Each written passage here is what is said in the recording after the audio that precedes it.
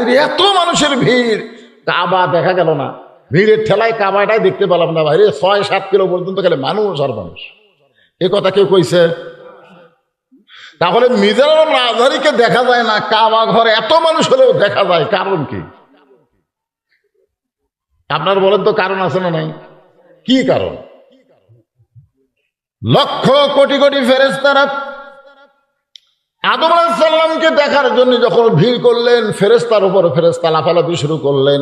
এমন সময় আল্লাহ বললেন, ফেরেশতারা, আমার তৈরি আদমকে যদি দেখতে চাও তাহলে তোমরা তাওয়াফ শুরু করে দাও।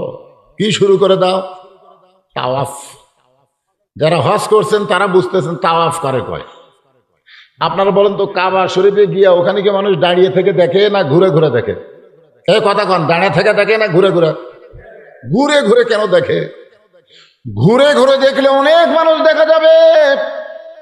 আল্লাহ বলেন, ফেরেশতারা, আমার আদমকে যদি দেখতে চাও তাহলে তোমরা তাওয়াফ শুরু করে দাও। সমস্ত ফেরেশতারা ঘুরে ঘুরে আদমকে যখন দেখা শুরু করলেন, এমন সময় আল্লাহ বললেন, রে ফেরেশতারা শুনে নাও, আদম হইলেন তোমাদের কাবা। সুবহানাল্লাহ বলেন না? ফেরেশতাদের কাবা হলো আমাদের আদম বাবা। তাওয়াফ করে যখন হয়ে গেল তখন আল্লাহ বললেন, উসজুদু লি আদামা, আদমকে সেজদা করো। কাকে সেজদা করো?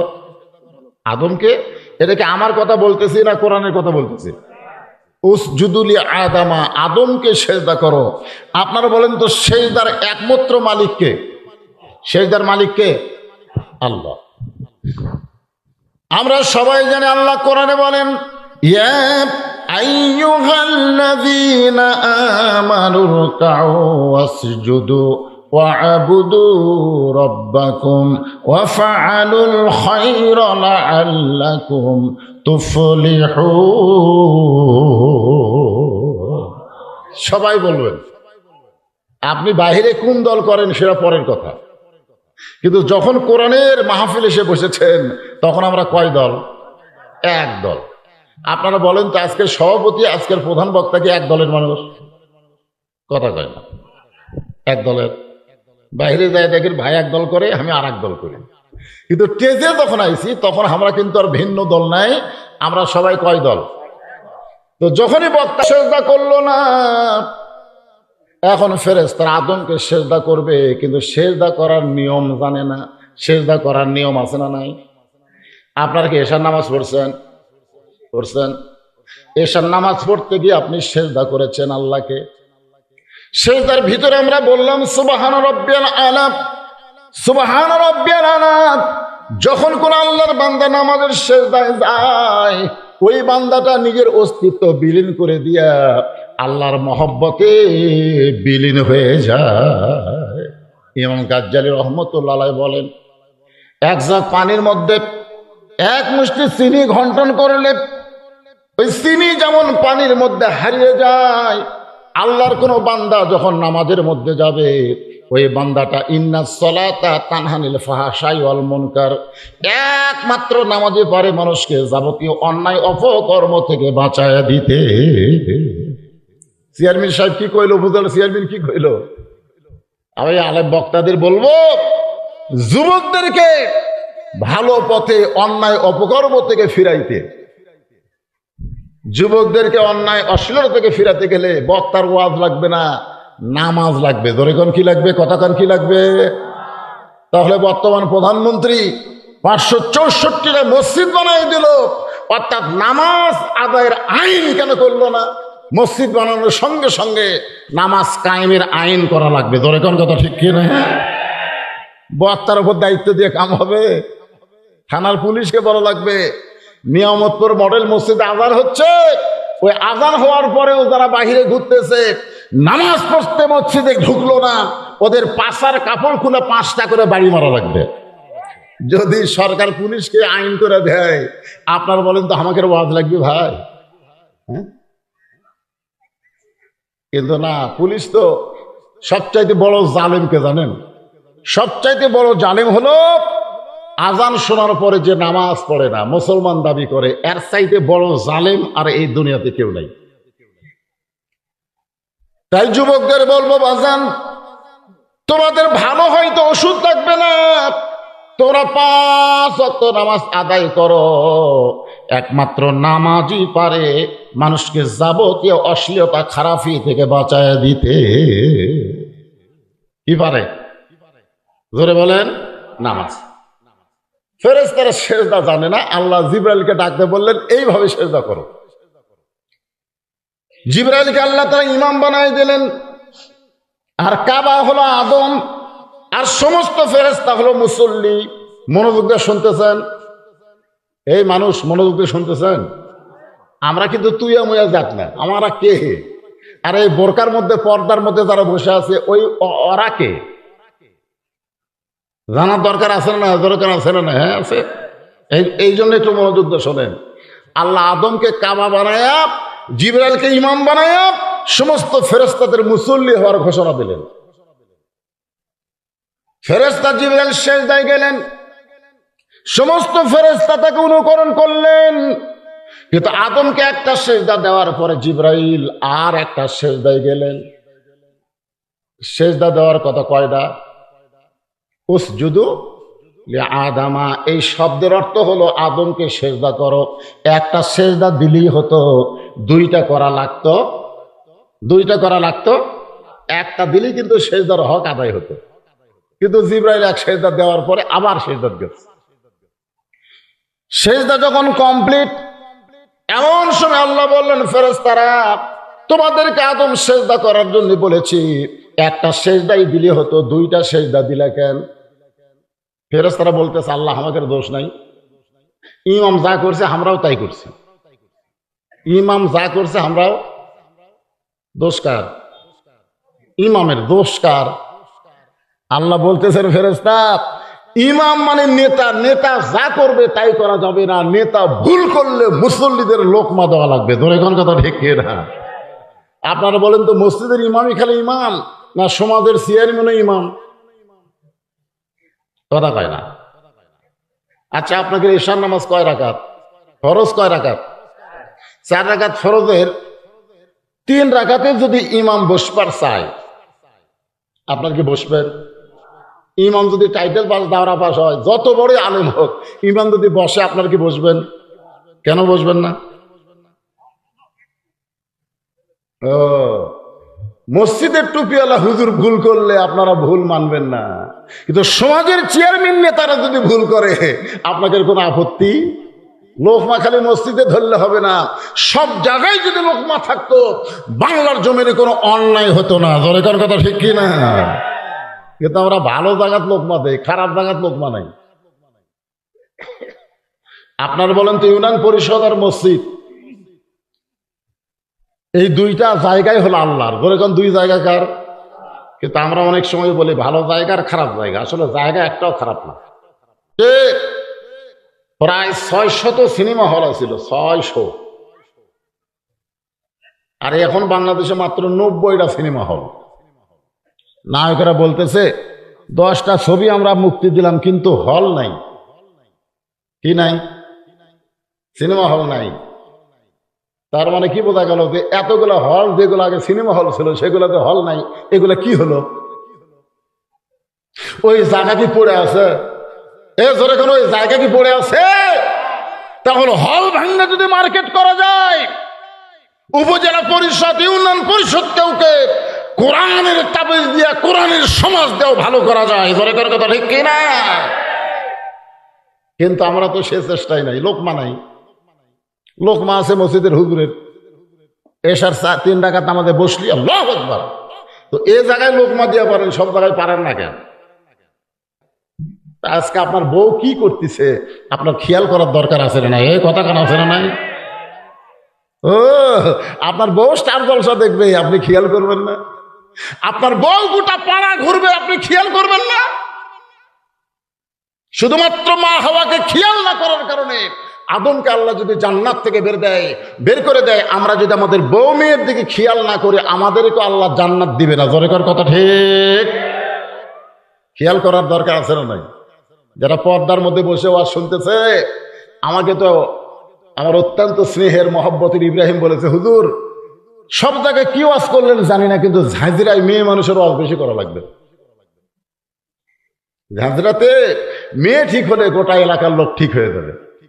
আমার মা বোনদের জন্য কিছু ওয়াজ করার দরকার আছে না? নাই দরকার আছে না? হ্যাঁ, মা ঠিক, সন্তান ঠিক, আর স্বামী ঠিক, তাহলে বউ ঠিক। আল্লাহ রাসূল বলেছেন, দায়ুস লা ইয়াদখুলুল জান্নাত, দায়ুস কোনদিন জান্নাতে যাবে না। সাহাবারা বললেন, ইয়া রাসূলুল্লাহ, দায়ুস কোন নারী? রাসূল বললেন, দায়ুস কোন নারী না, দায়ুস হলো ওই সকল পুরুষ মানুষ যাদের অধীনে নারীরা পর্দা করে না। এখন বলেন, আমার অধীনে কিছু নারী আছে না নাই? এখানে আছে না নাই? কেউ না থাকলেও বউ আছে। আপনার সত্যি করে বলেন তো, বউ আপনার অধীনে আছে না আপনি বউয়ের অধীনে আছেন? কথা কয় না কেন? আপনার বউয়ের অধীনে আছেন। মা বোনদের ওয়াজ করবো রে মরদ মানুষ, ভালো করে শোনেন, কথাটা ক্লিয়ার করে বলেন, আপনি বউয়ের অধীনে না বউ আপনার অধীনে? যদি আপনি বউয়ের অধীনে থাকেন, মা বোনদের ওয়াজ করে কোনো লাভ নাই। এই মায়েরা, এই কোথায় আছেন? একটা কথা কবেন না। আমি এক ওয়াজে বলছি, মেয়েরা জোরে কথা বললে ওই কথা যদি পুরুষ মানুষ শুনতে পায় তাহলে পর্দার খেলাফ হয়। আপনার বলেন, কথাকে আমি ভুল কইছি না ঠিক কইছি? ইতিমধ্যে মেয়েদের মধ্যে একটা চিঠি দিছে আমার কাছে। চিঠির মধ্যে একজন মেয়ে লিখছে, হুজুর, মেয়েদের কথা শুনলে যদি পুরুষের পর্দার খেলাফ হয়, মেয়েদের পর্দার খেলাফ হয়, তাহলে প্রধানমন্ত্রী যখন ভাষণ দেয় এই ভাষণ শোনা কি? আমি চিন্তা করে গেলাম, ওরে বাবা রে, এমন প্রশ্ন করছে। কারণ বাংলাদেশের প্রধানমন্ত্রী পুরুষ না নারী? জোরে কান। তাহলে মেয়েরা জোরে কথা বললে যদি পর্দার খেলাফ হয়, প্রধানমন্ত্রী সবার উদ্দেশ্যে ভাষণ দেয়, তাহলে মরদ মানুষকে ভাষণ শোনা জায়েজ? আমি যদি বলি জায়েজ না, তা আমাকে নাম বেদ দিবি? এখানে অনেক চামচা আছে, মোবাইল করবি পুলিশের কাছে, তাড়াতাড়ি আসেন, একেবারে সেরা হেলে দিচ্ছে। আমি চিন্তা করলাম, এই প্রশ্নের উত্তর আমি কেমনে দিব? এমন সময় আল্লাহর কোরআন আমার সামনে এসে বললেন, উদউ ইলা সাবিলি রাব্বিকা বিল হিকমা। ডাইরেক্ট যদি বলবার না পারো, তাহলে হিকমতের সাথে জনগণকে বলে দাও। আপনার বলেন তো, কোরআনে হিকমত আছে না নাই? আমি হিকমত নিয়ে আপনাদের সামনে আমার মা বোনদেরকে নিয়ে কথা বলবো। আমার মায়েরা একটু মনোযোগ দেন। প্রত্যেক জুমার দিনে স্থানীয় খুতবায় ইমাম সাহেব মুসল্লিদের সামনে আরবিতে কথাগুলো বলে। আমরা অনেক মানুষ আরবি বুঝি না বলে বুঝবার পারি না। আরবিতে কিন্তু বলে, সাইদাতুন নিসাই আহলেল জান্নাহ ফাতেমাতুজ জোহরা, জান্নাতি নারীদের যিনি নেত্রী হবেন তার নাম হইল ফাতেমা। আল্লাহ রাসূল বলেন, ফাতেমা, তুমি নবীর মেয়ে হওয়ার কারণে তুমি জান্নাতে যাবে, এই কথা কখনোই মনে রাখবা না, মনে করবা না। নবীর মেয়ে হওয়ার কারণে আল্লাহ তোমাকে জান্নাত দেবে না। জান্নাতে যদি যাবার চাও, তাহলে জান্নাতের আমল করে তোমাকে জান্নাতে যেতে হবে। ফাতিমা বললেন, বাবা, মেয়েরা জান্নাতে গেলে কি আমল করা লাগবে? আল্লাহ রাসূল বললেন, আমল বেশি না। ঈমান গ্রহণ করার পরে 1 নম্বর আমল হলো নামাজ, 2 নম্বর আমল হলো রমজানের রোজা, 3 নম্বর আমল হলো স্বামীর কথা মতো চলা, আর 4 নম্বর আমল হলো সতীত্বের হেফাজত, পর্দা করা। ও ফাতেমা, এই 4টি আমলের মধ্যে পর্দাটাই মেয়েদের জন্য সবচেয়ে গুরুত্বপূর্ণ আমল। পর্দা যদি ঠিক মতো আদায় করতে পারো, বাকি 3টা আমল আল্লাহ তোমার জন্য সহজ করে দিবে। সঙ্গে সঙ্গে মা ফাতেমা তার কাছে যে ওন্না ছিল, সে ওন্নাটা ঘোমটা আকারে দিয়ে বলল, বাবা, এই মুহূর্তে আজ থেকে আমি ফাতেমা পর্দার ভিতরে ঢুকে গেলাম। সুবহানাল্লাহ কন্যা কেন? আল্লাহ কোরআনে বলেন, অকরনা ফি বুয়ুতিকুন্না ওয়ালা তাবাররাজনা তাবাররুজাল জাহিলিয়াতিল উলা। এমনভাবে পর্দা গ্রহণ করলো, একসময় আল্লাহ রাসূল ফাতেমার জন্য খোঁজ খবর দিলেন, ফাতেমা, তোমার পর্দাটা আল্লাহ পছন্দ করে আল্লাহ তোমাকে জান্নাতি নারীদের নেত্রী ঘোষণা করে দিচ্ছে। এই কথা শুনে ফাতেমা মুচকি মুচকি হাসতেছে। রাসূল বলে, হাসতেছো কেন? বলে, আল্লাহ আমাকে জান্নাতি নারীদের নেত্রী বানাইছে। এইটা শোনার পরে আনন্দ লাগতেছে। রাসূল বলে, ফাতেমা, আল্লাহ তোমাকে জান্নাতি নারীদের নেত্রী বানালে কি হবে?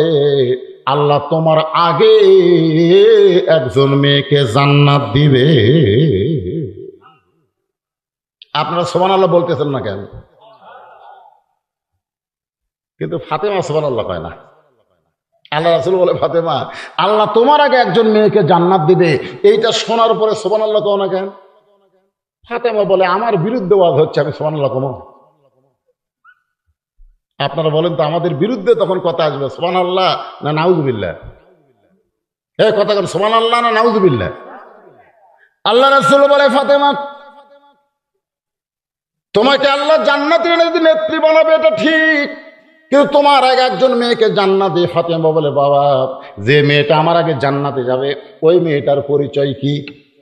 রাসূল বললেন, ওই মেয়েটার পরিচয় হলো, ওই যে একটা জঙ্গল দেখতেছো, জঙ্গলের সামনে ছোট্ট একটা বাড়ি, ওই বাড়িটা হলো একটা কাঠুরিয়ার বাড়ি। ওই কাঠুরিয়ার বিবি জামিলাকে আল্লাহ তোমার আগে জান্নাত দিবে। আপনার সুবহানাল্লাহ কইলো, ফাতেমা সুবহানাল্লাহ কয় না। ফাতেমা একটু মন খারাপ করে বলে, বাবা, সাধারণ একটা কাঠুরিয়ার বউ জামিলা আমি ফাতেমার আগে জান্নাতে যাবে এমন কি আমল করলো যে আমলটা আমিও করতে চাই? রাসূল বলেন, ফাতেমা, কাঠুরিয়ার বউ জামিলা কি আমল করছে এটা আমি বলতে পারবো না, এটা তোমাকে তদন্ত করে জানতে হবে। এটা আমি বলতে পারবো না, এটা তদন্ত করা লাগবে। ধরে তখন কি করা লাগবে? পরদিন আসরের নামাজের পথে ফাতেমা চুপি চুপি ওই কাঠুরার বাড়ির দিকে রওনা দিলেন। আমার মায়েরা যারা আছে একটু মনোযোগ দিয়ে শোনেন, আপনারা বলে আপনাদের ওয়াজ শুনবেন, একটু মনোযোগ দিয়ে শোনেন। চুপি চুপি ফাতেমা কাঠুরার বাড়ির দিকে রওনা দিলেন। মেয়েরা যখন রাস্তা দিয়ে যাবে, মেয়েদের চলার গতি আর পুরুষরা যাবে, পুরুষের চলার গতি কিন্তু এক না। একটা পুরুষ যদি আস্তে ধীরে হাঁটে, সবাই বলে, তুই কি মেয়ে মানুষ নাকি রে, মরদের মতন হাঁট। ধরে কোন কথা ঠিক কিনা? মরদ হাঁটবে, হাত ঝুলাইয়া ঝুলাইয়া, সবাই বুঝবে একটা মরদ মানুষ। হাঁটা দিকে কয়, তোর হাঁটা তো হিজড়ার মতো রে, এইরকম হাঁটিস কে? কিন্তু মহিলা যখন রাস্তা দিয়ে যাবে, ওই মেয়েটা জোরে যাবার পারবে না, ধীর গতিতে পর্দার ভিতর দিয়ে তাকে চলতে হবে। ফাতেমা ধীরে ধীরে পর্দা নিয়ে ওই জামিলার বাড়ির দরজায়, কাঠুরের বাড়ির দরজায়, ও জামিলা, আমি তোমার সঙ্গে দেখা করতে চাই, মেহেরবানি করে একটু দরজা খোলো, আমি হলাম নবীর মেয়ে ফাতেমা। সঙ্গে সঙ্গে জামিলা দরজায় এসে কাঁদতেছে। ফাতেমা বলে, জামিলা, তোমার সঙ্গে দেখা করতে আসলাম, তুমি দরজার ওই পারে কান্দো কেন? জামিলা বলতেছে, আমার সারা জীবনের সাধনা নবীর মেয়ে ফাতেমাকে একটা নজর আমি দেখতে চাই। ফাতেমা বললেন, তাহলে কান্দার দরকার নাই, দরজা খুললি আমার সঙ্গে তোমার দেখা হবে। জামিলা বলতেছে, কান্নার কারণ হলো আমার স্বামী এখন বাড়িতে নাই, স্বামীর হুকুম ছাড়া আমি আপনার জন্য দরজা কেমনে খুলবো? আমার স্বামীর হুকুম না পাইলে আমি নবীর মেয়ে ফাতেমার জন্য দরজা খুলতে পারবো না। আমার স্বামী এখন বাড়িতে নাই, বাজারে কাঠ বিক্রি করতে গেছে, এই জন্যই কাঁদতেছি, স্বামীর হুকুম ছাড়া আপনার জন্য দরজা খোলা যাবে না। সাথে সাথে ফাতেমা চুপ করছে। ওরে বাবা রে, একটা মেয়ের সাথে একটা মেয়ে মানুষ দেখা করবে, আর এইটার জন্য আবার স্বামীর হুকুম লাগবে? আপনারা বলেন তো, ফাতেমার আকর্ষণ বাড়তেছে না কমতেছে? বেড়ে গেছে। ফাতেমা মনে মনে চিন্তা করে, যে মেয়েটা স্বামী ছাড়া, স্বামীর হুকুম ছাড়া ফাতেমার জন্য দরজা খোলে না, এই মেয়েটার বাড়ির মধ্যে ঢুকতে হবে। এমন কি আমল করে যে আমল করার কারণে আমার আগে আল্লাহ তারে জান্নাত দিবে?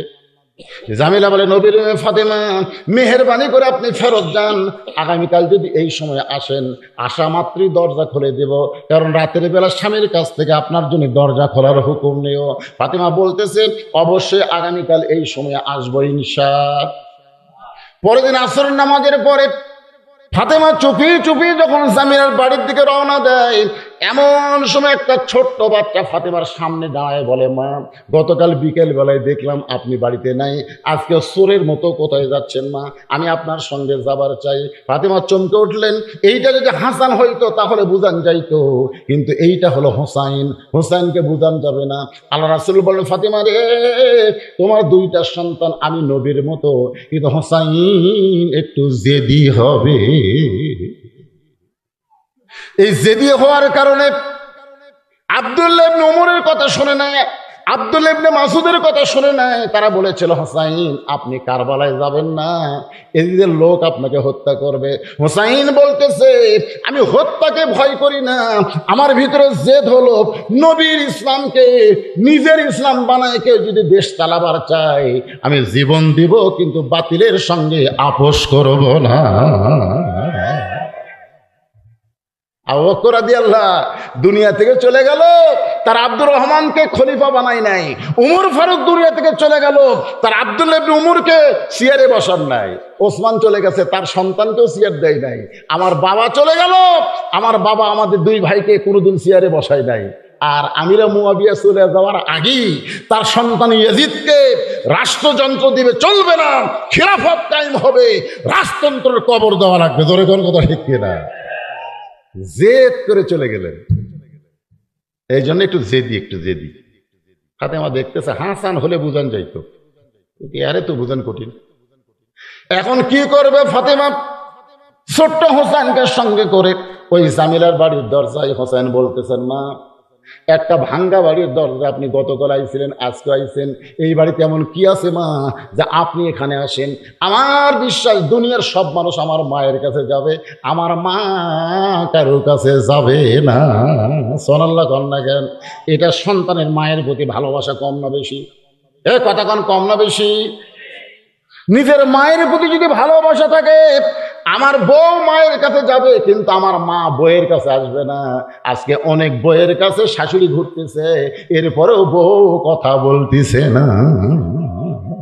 আপনি কেমন বেটা, আপনি কেমন ছেলে যে আপনার মা আজকে এতিম হয়ে গেছে আপনার বউয়ের কাছে, অনাথ হয়ে গেছে? একটু মনোযোগ দেবেন।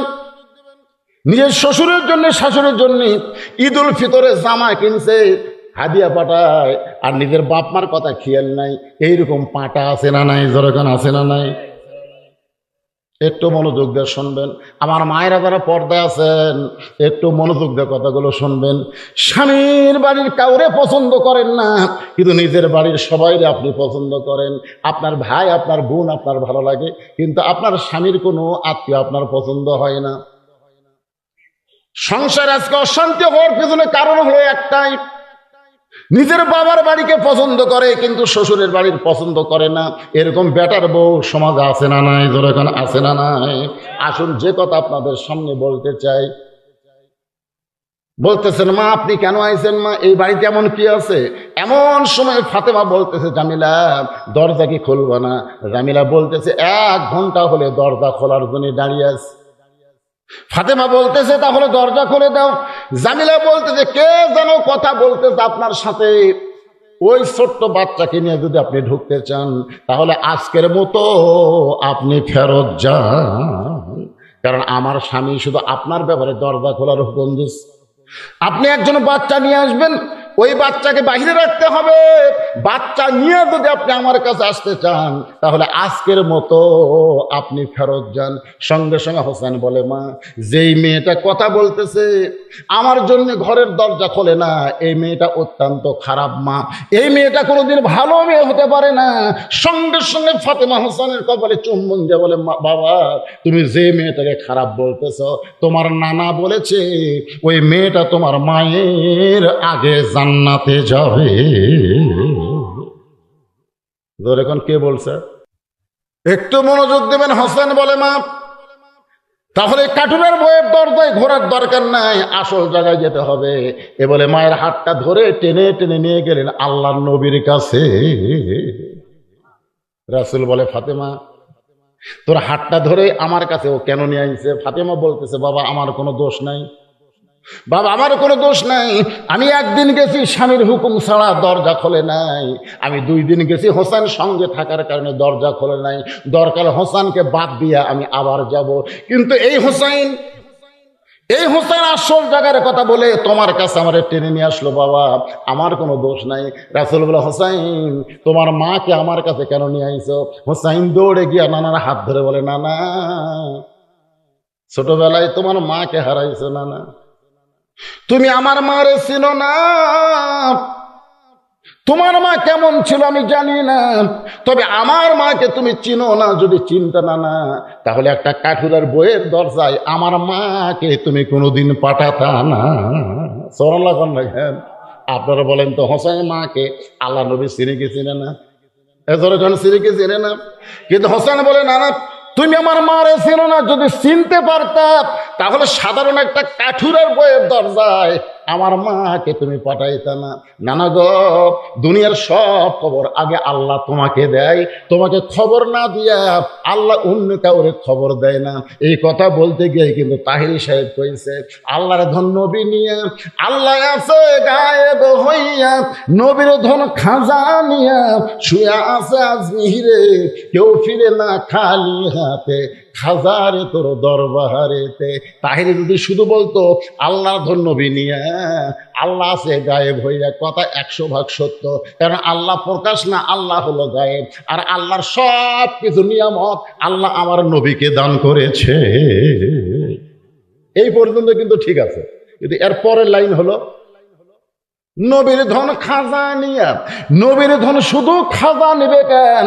আল উলামা ওয়ারাসাতুল আম্বিয়া, সমস্ত আলেমরাই হলো নবীর ওয়ারিস। সে আলেমরা আপনাদের কি শিখায়? ইয়াকা নাবুদু ওয়া ইয়াকা নাস্তাইন। একমাত্র চাইতে হবে, পাইতে হবে কার কাছে? জবান খুলে বলেন, কার কাছে? খাজা বাবার দরবারেতে কেউ ফিরে না খালি হাতে। এই গানটা হলো শিরকি গান। ধরে কোন কি গান? আপনারা কার কাছে যাবেন? তেনা ফিরের কাছে? গাছও তো অত তেনা বান্ধা কেন?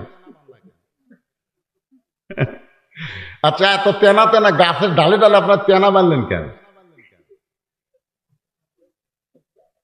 আপনারা বলেন ওই গাছ কি আছে? আছে? ওই গাছ কেউ যদি কাটতে পারেন, বদর যুদ্ধের সওয়াব আল্লাহ দান করে দিবে। বদর যুদ্ধের সওয়াব।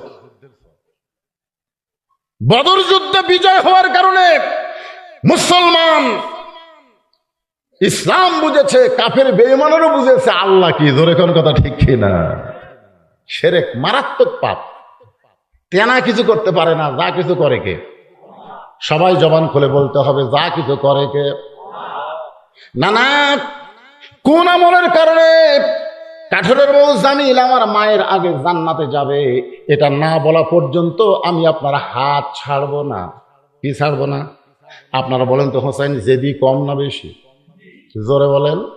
নবীর হাত চাইবা ধরে বলে, না না কোন আমলের কারণে? সাধারণ একটা কাঠুরের বউ জামিলা আমার মায়ের আগে জান্নাতে যাবে, এটা না বলা পর্যন্ত আমার হাত ছাড়বো, আপনার হাত ছাড়বো না। এইবার নবীর হাতটা যখন চাইবা ধরছে, এমন সময় আল্লাহ নবী ডাক দিলেন, আলী, আলী রে। সঙ্গে সঙ্গে হযরত আলী বলে, লব্বাইক ইয়া রাসূলুল্লাহ।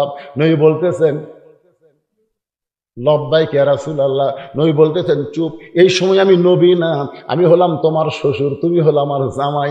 এইটা হলো আমার নাতি হোসাইন, আর ওইটা হলো আমার মেয়ে। সব সময় নবী হওয়া যায় না, মাঝে মধ্যে বাবা হওয়া লাগে, নানা হওয়া লাগে, শ্বশুর হওয়া লাগে। সব সময় নবী হওয়া যায় না। ধরে কোন ঠিক কিনা? আমাদের নবী যদি সবসময় নবী হতেন তাহলে আমাদের আদর্শ হবার পারত না। আমাদের নবী কি সবসময় নবী? জেহাদের ময়দানে কি সেনাপতি, জেহাদের ময়দানে কি ফাতেমার কাছে পৃথিবীর শ্রেষ্ঠ বাবা, হোসেনের কাছে পৃথিবীর শ্রেষ্ঠ নানা, খাদিজার কাছে পৃথিবীর শ্রেষ্ঠ স্বামী। ধরে কোন কথা ঠিক কিনা? সাহাবীদের কাছে পৃথিবীর শ্রেষ্ঠ নেতা। মানে নবী যে দিকে যাবেন সব দিক দিয়ে কয় নম্বর? 1 নম্বর। গরিবের কাছে নবীর চাইতে গরিব কেউ নাই, ধনীর কাছে নবীর চাইতে বড় ধনী কেউ নাই। এই জন্য আল্লাহ কোরআনে বলেছেন, লাকাদ কানা লাকুম ফি রাসূলিল্লাহি উসওয়াতুন হাসানা। যার মধ্যে সব গুণ গুণান্বিত তাকেই তোমরা আদর্শ হিসেবে গ্রহণ করো। একথা কার? আমাদের অনেক নেতা আছে, তারা নেতাগিরি করতে পারে কিন্তু নামাজ পড়াবার পারে না। ধরে কোন কথা ঠিক কিনা? আমাদের অনেক নেতা আছে দেখবেন তার সন্তানেরা তাকে বাপ হিসেবে পছন্দ করে না। আবার অনেক নেতা আছে তার বউ তাকে দুই চোখকে দেখতে পারে না। ধরে কোন কথা ঠিক কিনা? আপনি বলেন তো, নবীজি নেতা, আপনি যে দিক দিয়ে যাবেন নবী কয় নম্বর? আলিফ। কোন আমলের কারণে একটা কাঠুরের জামিলা হোসেনের মা ফাতিমার আগে জান্নাতে যাবে, এইটা তোমাকে একটু বলা লাগবে। আলী বলতেছি, ইয়া রাসূলুল্লাহ, আপনি তো আমাকে নিষেধ করে দিয়েছেন। হুজুর, আপনি তো নিষেধ করে দিয়েছেন, আজকে বলার হুকুম দিলেন। আলী বলতে, তোর বেটা যেভাবে আমার হাত ধরছে, আজকে হুকুম না দিলে তো আমার রক্ষা নাই। জোরে কোন সুবহানাল্লাহ। সঙ্গে সঙ্গে আলী বলতেছে, ও ফাতেমা, কোন আমলের কারণে একটা কাঠুরে বউ জামিলা তোমার আগে জান্নাতে যাবে, এর যদি শুনবার চাও তাহলে তোমাকে ধৈর্য ধারণ করা লাগবে। কারণ মেয়েদের চরিত্র হলো, এক মেয়ের কাছে আর এক মেয়ের সৌন্দর্য, আর এক মেয়ের সৌন্দর্য আর এক মেয়ের ভালো বলা যায়। বিশ্বাস যদি না করেন তাহলে আপনার বইয়ের সামনে একদিন হুরের কথা বলে দেখবেন। করছেন কোনোদিন? আপনি যে জান্নাতে হুর পাবেন এই গল্প কোনোদিন বইয়ের কাছে করছেন? কথা কয় না রে, করছেন কোনোদিন? আপনার বউ কত ভালো, একদিন গল্প করে দেখবেন। আমি শুধু বলছিলাম, আল্লাহ যদি আমাকে জান্নাত দেয়, জান্নাতে যে হুর হবে সে হুরের নাকের সাইজ এরকম, চোখের সাইজ বলতে আমার বউ দেখি বালুস বগলের মধ্যে নিয়ে ঘর থেকে বাইরে হয়ে যাচ্ছে। আমি বললাম, কোথায় যাও? বলে, হুর নিয়ে থাকো, আমার কি দরকার। আমি সেই দিন বুঝেছি, ভাই, নিজের বইয়ের কাছে হুরের গল্প করারও কোনো সুযোগ। কথা কন না কেন? আপনার বইয়ের কাছে আপনার বইয়ের গুণের তারিফ করে দেখবেন, রাগ করবে। নিজের বউ অন্য কোনো মেয়ের তারিফ, অন্য কোনো মেয়ের প্রশংসা শুনতে চায়, যার কারণে হযরত আলী বললেন, ফাতেমা, কোন আমলের কারণে কাঠুরার বউ জামিলা তোমার আগে জান্নাতে যাবে, এটা জানতে গেলে তোমাকে ধৈর্য ধারণ করা লাগবে। ফাতেমা বলতেছে, আমার কোনো আপত্তি নাই, আমি শুনতে চাই কোন আমলের কারণে একটা কাঠুরের বউ ফাতেমার আগে জান্নাতে যাবে। আল্লাহ রাসূল বললেন, ফাতেমা, তাহলে শোনো, তোমার কি মনে আছে? একটু মনোযোগ দাও। আলী যা বলবে মনোযোগ দিয়ে শুনবে। আলী বলতেছেন, ফাতেমা, একদিন দুপুর বেলায় তুমি আমাকে ঘরের মধ্যে ডাকলে। আলী বলতেছে, আমি যখন ঘরের মধ্যে গেলাম তখন তুমি আমাকে একটা ওড়না দিয়ে বললেন, স্বামী গো, হাসান হোসেন ক্ষুধার জ্বালায় কাঁদতে কাঁদতে ঘুমায় গেছে, ঘুম থেকে চেতন পাইয়ে খাবার চাবে, কিন্তু গোটা ঘরে খাবার কিছু নাই। আমি জানি এই মুহূর্তে আপনার পকেটেও কোনো টাকা নেই। হাসান হোসেন ঘুম থেকে উঠে যখন খাবার চাবে তখন আপনিও বেকায়দা, আমিও বেকায়দা। এই জন্য এই জিনিসটা আপনাকে দিলাম, এটা হলো আমার ওড়না, এটা বাজারে বিক্রি করবেন, এর যা দাম হবে সেই দাম দিয়া আমার হাসান হোসেনের জন্য খাবার নিয়ে আসবে।